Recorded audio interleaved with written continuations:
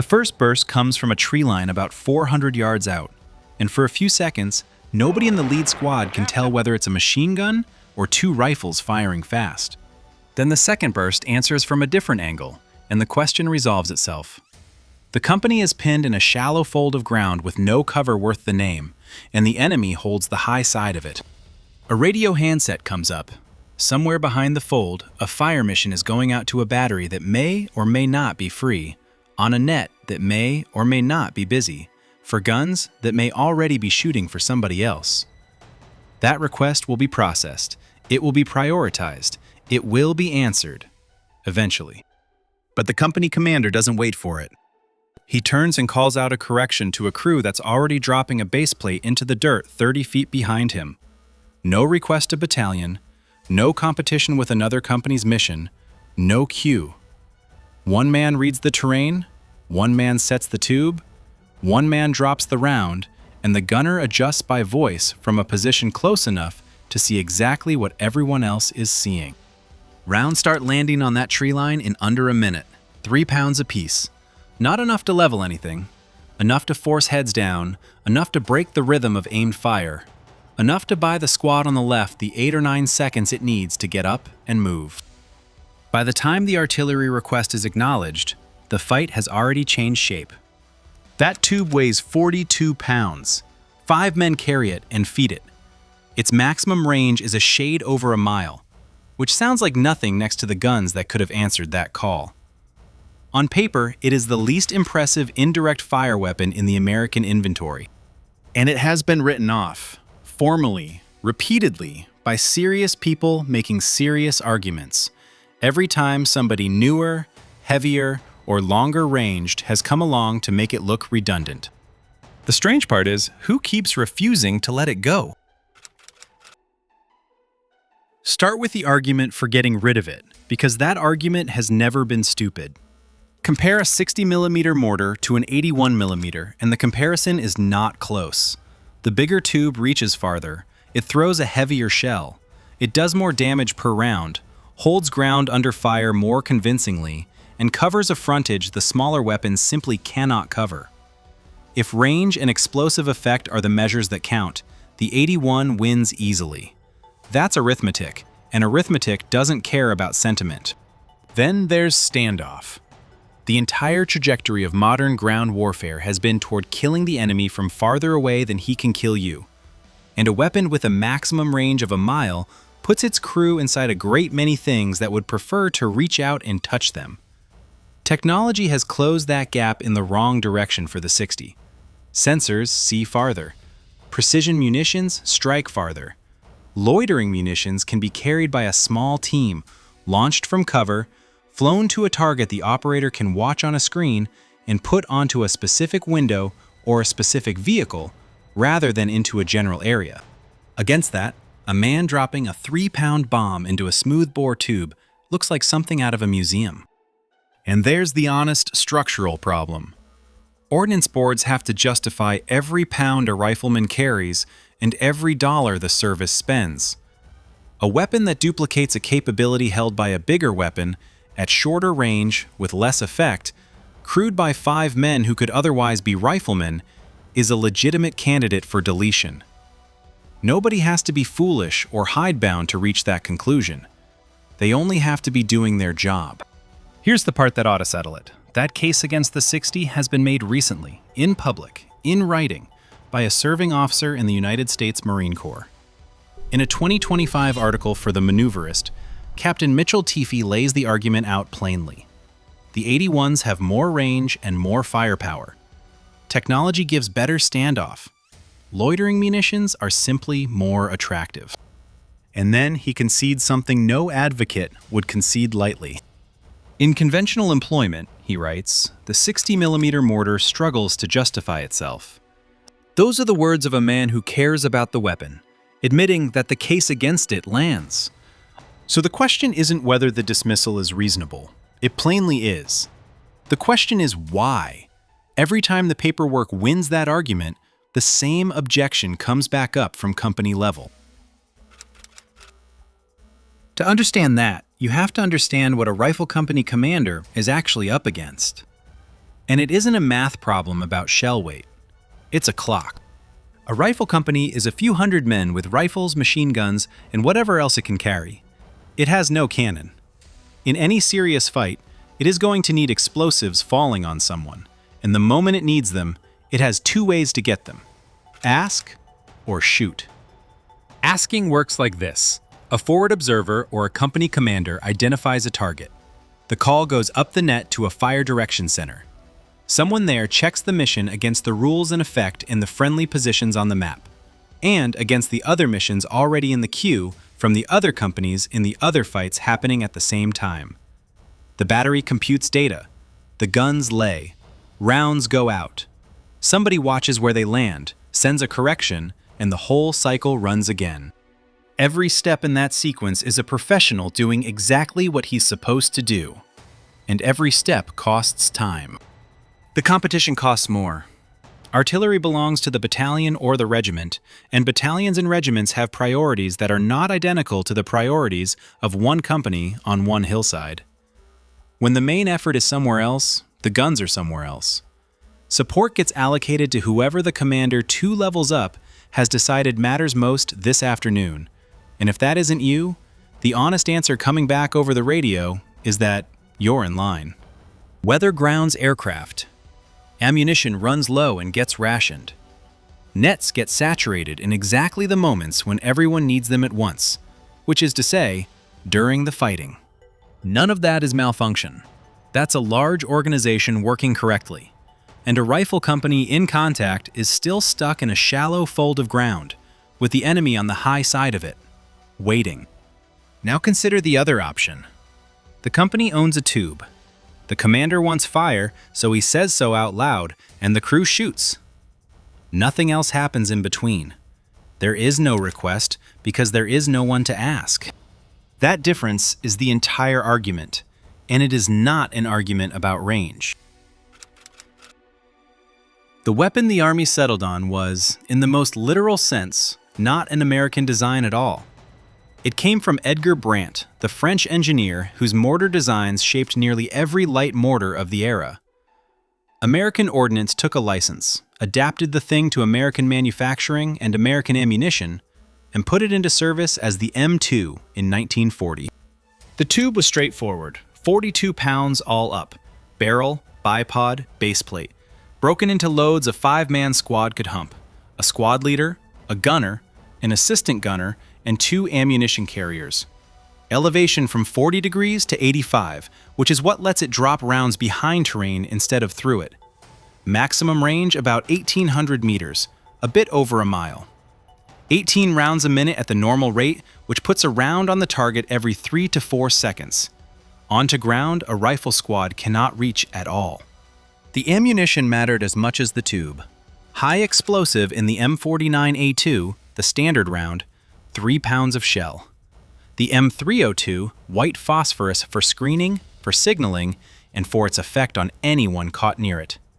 And the M83 illuminating round, which turns a black hillside at 2 in the morning into something a machine gunner can actually shoot at. 3 problems, 1 tube, no phone call.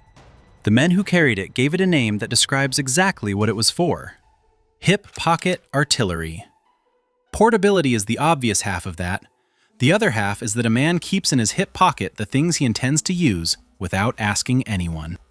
But the hardware is the part that gets remembered, and the hardware is the part that matters least here. Whatever the Americans added to this weapon, they added it organizationally, on paper, in the middle of a war. The tube came from a French drawing board.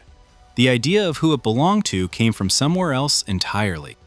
Under the Marine Company organization introduced in April 1943, the 60mm mortars lived in the weapons platoon, a mortar section of 16 Marines, 3 squads, a sergeant running the section, and corporals running the squads. That's a sound arrangement. It groups the specialists together, keeps the training standard, and gives the weapons their own chain of command. It also puts one more link between the man who sees the target and the man who drops the round. Under the 1944 F-Series reorganization, the weapons platoon was deleted, redesignated as the machine gun platoon, with the 60mm mortar section moved out from under an intermediate platoon and into company headquarters. 20 Marines now, operating in combat under the direct orders of the rifle company commander. Read that again, because the phrase everybody quotes comes from that line in a table of organization. Somebody sat down, thought about where the delay was coming from, and wrote the delay out of the company. The commander's artillery became literally his. His to order, his to correct, his to keep firing after the situation had changed twice. Nobody rebuilt the mortar to accomplish that. They rebuilt the company around it. What that change bought showed up immediately, in the kind of fighting where nothing else could arrive in time. Island fighting in the Pacific compressed everything. Frontages were short, terrain was broken, and the enemy was frequently dug into reverse slopes and folds where flat trajectory weapons could not reach him. A machine gun cannot shoot over a ridge. A mortar can, and a mortar attached directly to the company could do it on a shouted order while the situation still looked the way it had when the order was given. The illuminating round earned its keep the same way. A company holding a position overnight has no answer at all for movement it cannot see, and the M83 gave a commander the ability to light his own front on his own authority at the moment he suspected something rather than several minutes after he confirmed it. The same logic carried into Korea, where the fighting ran up and down ridgelines and every hill had a backside. It carried into Vietnam, where contact was frequently sudden and close, and the enemy's chosen ground was rarely convenient for anything with a flat trajectory. Through all three wars, the M2 stayed in the company, because the company kept needing something it did not have to request. No rifle company ever mistook that tube for the most powerful thing it could call on. What it routinely was the most immediately responsive. That doesn't mean everyone agreed about the hardware.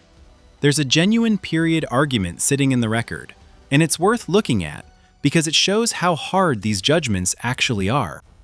A lighter successor was in development during the war, first as the T-18E6, later standardized as the M19. Stripped down, it was dramatically easier to carry than the M2, and accuracy suffered for it. Fitting a conventional mount steadied the weapon and gave much of the weight advantage straight back.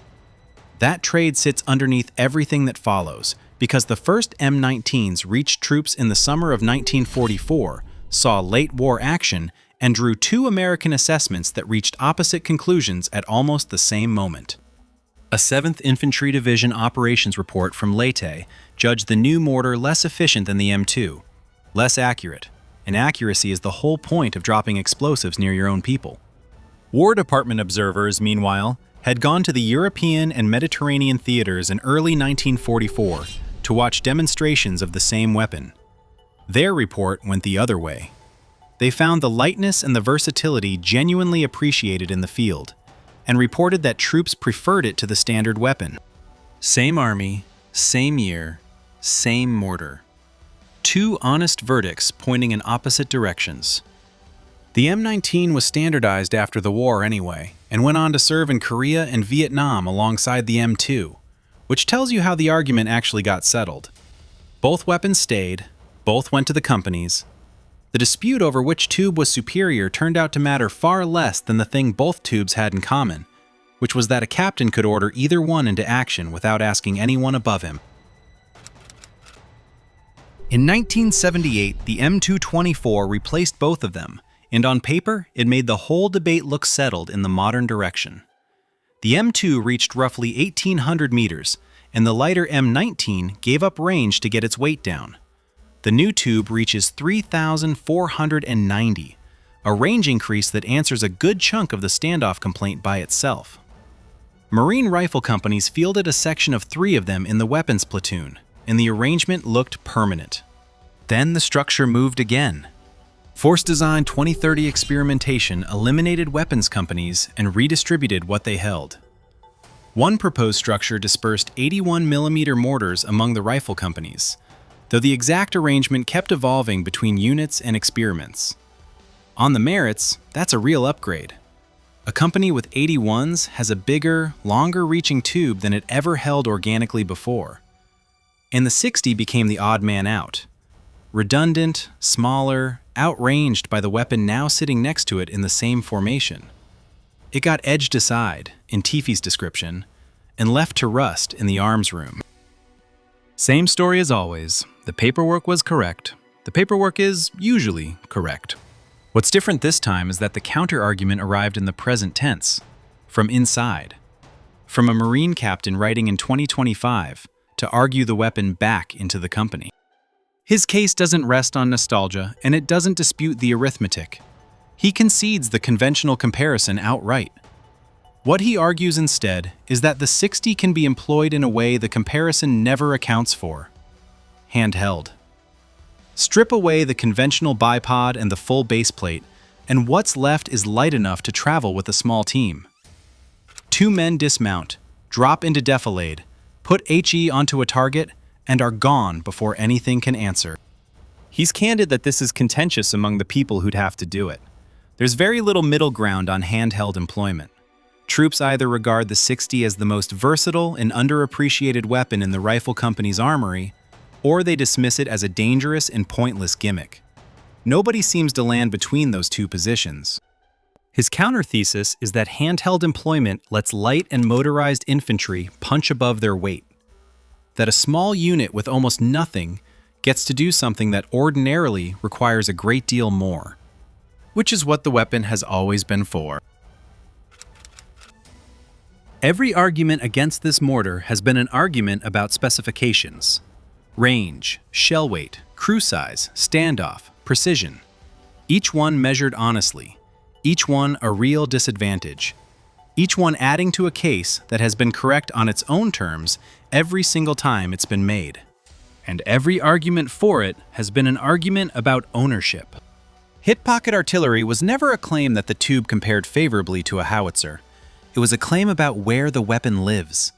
Fire the company owns is fire the company gets.